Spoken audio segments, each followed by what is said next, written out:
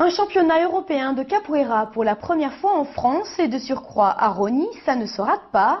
Organisé par la municipalité et l'association Sport Détente de Rosny en partenariat avec le Brésil. La deuxième édition de cette compétition s'est déroulée samedi et dimanche à la salle Omnisport. Une centaine de capoeiristes de 6 pays différents y a participé. Le championnat était ouvert à tout le monde, quel que soit le niveau et l'âge des participants. Au cours de cette manifestation, un stage était proposé pour découvrir et apprendre le deuxième sport national du Brésil, mais aussi la musique et le chant qui l'accompagnent. Regardez ce sujet de Karine Biarri. L'Italie, la France, l'Angleterre, le Portugal, l'Espagne, ainsi que 2 invités venus d'Israël et l'équipe partenaire brésilienne se sont confrontés pour tenter de remporter la coupe de leur catégorie. Selon les différents grades définis par les ceintures de couleur, les capoeiristes sont entrés tour à tour dans la roda.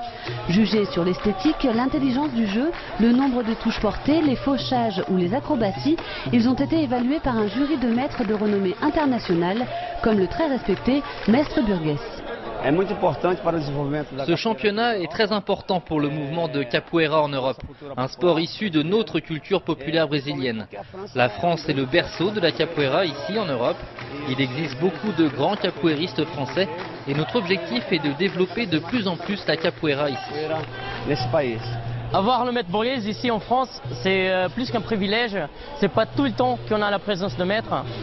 Donc de l'avoir ici présent entre nous, c'est quelqu'un super occupé, il voyage le monde entier.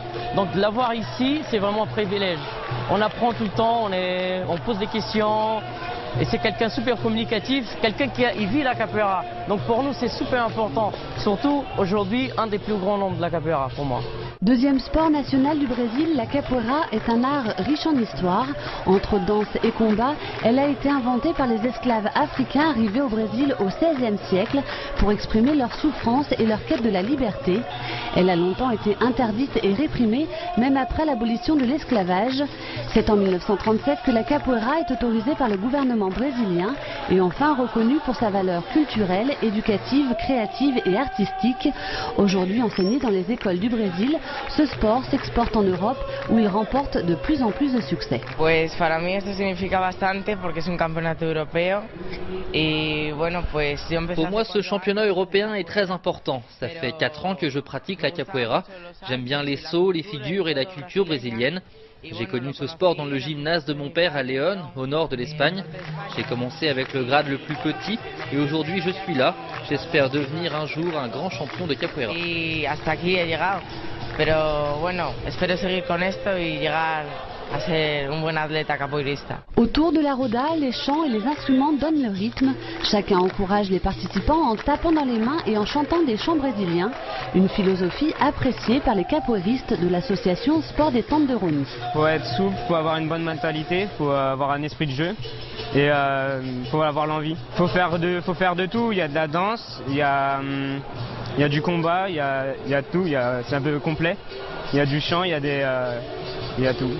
Lors de ce championnat européen, les capoeiristes français se sont distingués.